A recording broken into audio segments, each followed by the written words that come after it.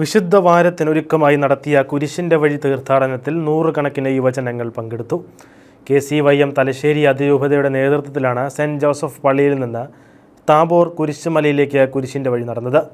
കുരിശുമല തീർത്ഥാടനത്തിന് തലശ്ശേരി അതിരൂപത president Akhil Chalil Puthenpurayil, director father Jins Valiplackal എന്നിവരുൾപ്പെടെ മറ്റ് യുവജന നേതാക്കളും നേതൃത്വം നൽകി. ഈശോയെ തല്ലിയ കുരിശിൽ തറയ്ക്കാൻ കൊണ്ടുപോയ ആളുകളും ഈശോയെ സഹകരിച്ചവരും ഈശോയുടെ മാതാവും പ്രിയപ്പെട്ട ശിഷ്യന്മാരൊക്കെ ഈശോടൊപ്പം ഉണ്ടായിരുന്നു നമുക്കറിയാം. അവരുടെ ഉച്ചയാകൊണ്ട് ഈ കുരിശിൻ്റെ വഴി തീർത്ഥാടനം വലിയ കൃപയുടെ അനുഗ്രഹമാക്കി നമുക്ക് മാറ്റാം.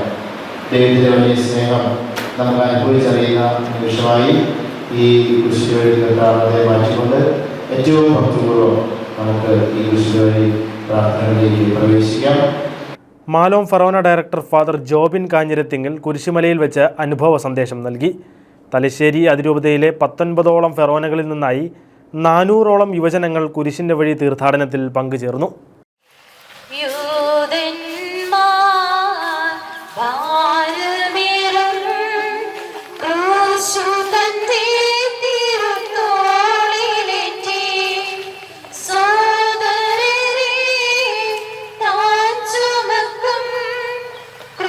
നമ്മൾ ചെയ്ത പാപഭാരമല്ലയോ, ക്രൂശ് നമ്മൾ ചെയ്ത